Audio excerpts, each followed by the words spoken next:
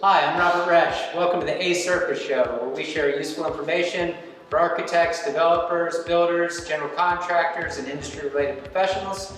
We're back out here at 1122 Bladensburg, the Etta, an apartment complex on Bladensburg Road here. I'm with Devon Hosey. How are you, Devon? I'm great. Hi, thanks for having me. Thanks for showing up. Devon's been working with the All-State Rapid Response Disinfecting crew, and while we're in the middle of this global pandemic, a lot of governmental agencies and whatnot have been disinfecting facilities, and now we're seeing a lot of private enterprise looking to disinfect. Tell us a little bit about what you've been working on lately.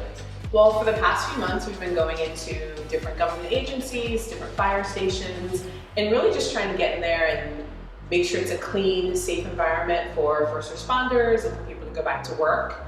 I don't think anyone ever predicted that they'd be cleaning and disinfecting as much stuff as they are now, but it's top of mind for everyone. It's obviously everyone's first priority just to make sure that they are safe.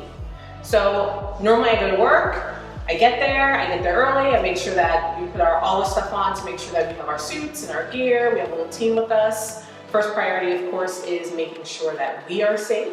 So we have a couple props here, but we put on our N95 mask, we have a full suit that we put on, we have our goggles just to make sure that we're safe, everything has hoods, we make sure that our feet are covered with appropriate footies so we're not bringing any outside germs in.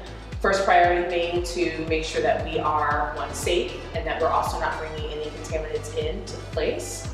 And then we really start with disinfectant, and we have different disinfectants for different surfaces, but just making sure we're really cleaning everything properly, letting it sit on the surface long enough, wiping it, hitting the same surface multiple times if you're in some of these buildings where people are coming and going, just making sure all the doorknobs, the handles, kind of different places on the doorknobs are clean and sanitized, and that everyone's safe that day, that no one takes anything home or brings anything in. That's great. So you're on a site, you're working at a fire station or a police station, and you were sharing with me you're sometimes twice a day working in these facilities. What's the process when you show up, when your cleaning, disinfecting crew gets to the site? What do they do? Well, so first you have to check in. So most buildings now, and I think this will be common, is everyone's taking your temperature as soon as you arrive. They're asking you questions about if you have any cold symptoms. So you want to make sure, the first priority is to make sure that you yourself, you're not infected, not sick, and not creating more harm. So first thing you need to do is make sure your hands are clean, make sure you are putting on all your protective gear so that you, while you're in that environment, you are obviously not doing anything that you contaminate yourself, you're not touching your face, you're not doing anything crazy, and then your second priority is to make sure everyone else in that building is safe. So you arrive and say everybody suits up in a location, has their temperature taken, and I noticed you've got the tie-back suits, and gloves aren't here, but you have the gloves as well. What happens when you leave the site? Do you have to take these things off and throw them away? I mean, because obviously, if you leave and you come in contact with other people outside of the facility, you can become infected, right? So there's multiple times during the day where you're changing your gloves. Obviously, if you touch any surface, you want to make sure that you are taking everything off, starting again. Everything you use that day goes into the trash. Right. So you have a mask on, you have the gloves, you have a suit. Before you leave, you're taking everything off, putting it in a bag, disposing it, washing your hands really good thoroughly before you leave. Sure. And in a project like this is a brand new building, and there's a lot of people working in this building, coming and going, and it was really important to the developer that he had a project that was virus-free. So as people were leaving, and tenants were potentially coming to look at the space, that he had a virus-free building. So what would the process be in a building like this? How would you clean a building like this? I mean, obviously the frequency of cleaning would be very important.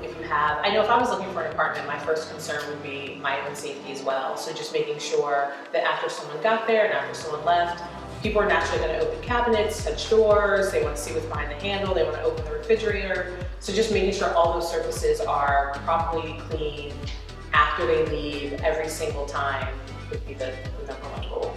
Well, we're in the midst of this global pandemic, and people are justifiably very concerned. And I know our potential renter looking at this property would be concerned, I think, coming in to actually look at it and make that decision. and the owner wants to make certain that people feel safe when they come to look at it, so that you can rent the building. What would you do? What's the necessary process to make sure all areas are covered? It's a great question. I think a lot of the cleaning has to do with kind of just thinking outside of the box. I think a couple months ago, everyone was touching doorknobs and handles and kind of just going through our life as we normally would. But now everyone is so mindful of different surfaces and not to maybe touch the same place that another person touched. It's really cleaning, not the obvious things, where maybe originally you would come in, you would just clean all the doorknobs and you would leave. But now it's really thinking of, did that person touch the top of the door, and are they doing the side, and now people are using their pinky, and now people are using their sleeve to open everything. So it's really just kind of cleaning in a more thorough way than anyone ever really thought of it. Sure. Not just the knobs, but it's the entire cabinet, top to bottom, little corners that maybe you wouldn't think of, not just the doorknob, but the entire door, or maybe if you go check out a place, you turn on all the water, turn on the knobs, but make sure you're really actually sanitizing all of those things. It's just people are just operating different, and so you have to kind of anticipate those things and clean those surfaces Sure. appropriately. That's great, thank you.